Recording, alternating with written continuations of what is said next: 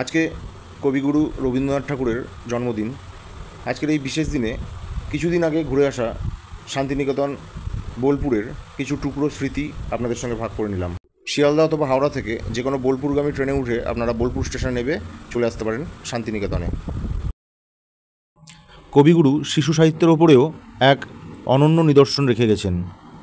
আমরা ছোটোবেলায় সকলেই পড়েছিলাম যে তাল গাছ এক পায়ে দাঁড়িয়ে সব গাছ ছাড়িয়ে উঁকি মারে আকাশে।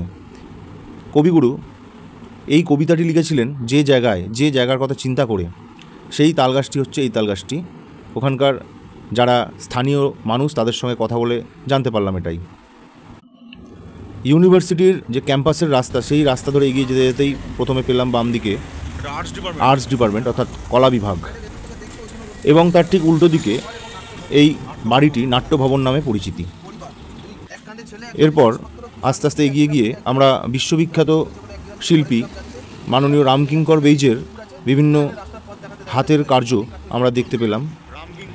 এই সব যে মূর্তিগুলো এখানে রয়েছে এগুলো কিন্তু আমরা সহজপাঠ বইতে পেয়েছিলাম। এই যে বাড়িটি দেখছেন, এই বাড়িটি সহজপাঠ বইয়ের যিনি লেখক সেই নন্দলাল বসুর বাড়ি।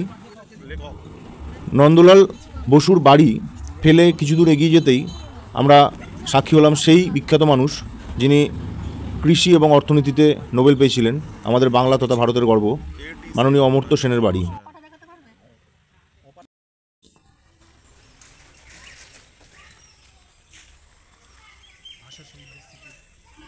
এরপর আমরা সরাসরি পৌঁছে গেছিলাম বোলপুর শান্তিনিকেতনের অন্যতম শ্রেষ্ঠ আকর্ষণ সোনাঝুরি হাটে। সপ্তাহে বুধবার বাদ দিয়ে প্রত্যেক দিনই এই হাট বসে এবং সোম থেকে শুক্রবার পর্যন্ত যে দাম থাকে শনি রবিবারে কিন্তু তার দাম একটু বেশিই বলে এখানকার বিক্রেতারা। মোটামুটি সন্ধ্যে 6:30 পর্যন্ত এই হাট আপনারা খোলা পাবেন। তারপরে এই হাট কিন্তু উঠে যায় সন্ধ্যেবেলা 6:30 পর, এবং দরদাম করে কিন্তু জিনিসপত্র কিনবেন আপনারা।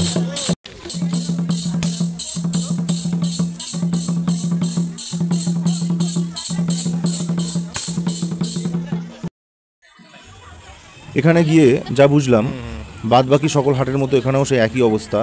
যদি দরদাম করে না আপনারা নিতে পারেন তাহলে কিন্তু আপনাদেরকে ঠকতে হবে। সুতরাং জিনিস কিনবেন নিজের পছন্দে, দেখে শুনে এবং দরদাম করে। এরপর শান্তিনিকেতনের অন্যতম ঐতিহ্য রবি ঠাকুরের যে মিউজিয়াম, এর মধ্যে রবি ঠাকুরের শুরু থেকে শেষ অবধি, মৃত্যুর আগের দিন অবধি আপনারা সকল প্রকার তথ্য এখানে কিন্তু পেয়ে যাবেন।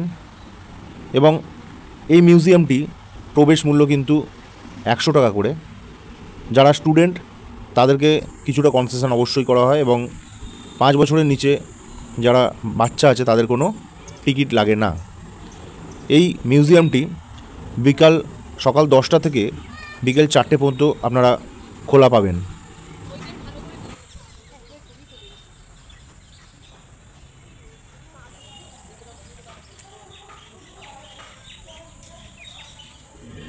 এরপর দেখে নিলাম কবিগুরুর ব্যবহৃত সেই গাড়িটি যেটা উনি চাপতেন।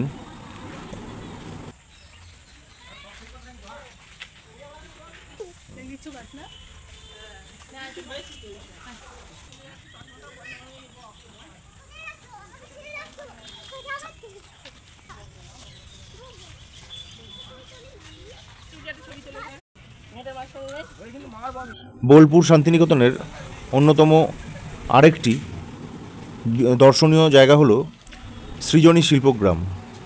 এই গ্রামটিতে ঢোকার জন্য 40 টাকা করে মাথাপিছু টিকিটের প্রবেশ মূল্য, এবং যারা 5 বছরের নিচে বাচ্চা তাদের কোনো টিকিট কাটতে হয় না।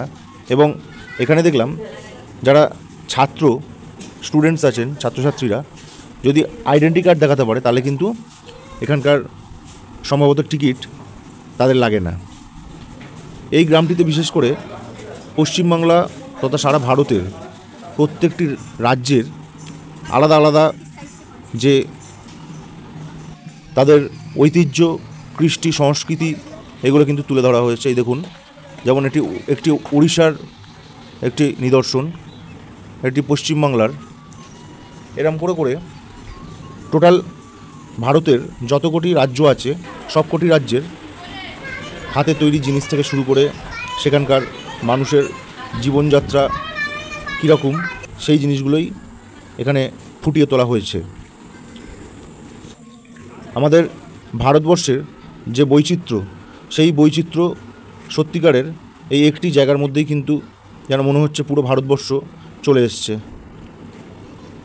পূর্ব দিকে আসাম, অরুণাচল প্রদেশ, মিজোরাম থেকে শুরু করে পশ্চিম দিকে রাজস্থান, গুজরাট, উত্তরে জম্মু কাশ্মীর, পাঞ্জাব, হরিয়ানা থেকে শুরু করে দক্ষিণে কর্ণাটক, সবকটি রাজ্যের জীবনশৈলী আপনি এই একটি গ্রামের মধ্যেই পেয়ে যাবেন। তো আজকে শান্তিনিকেতনের যে ট্যুর, সেই ট্যুর এখানেই সমাপ্ত হলো।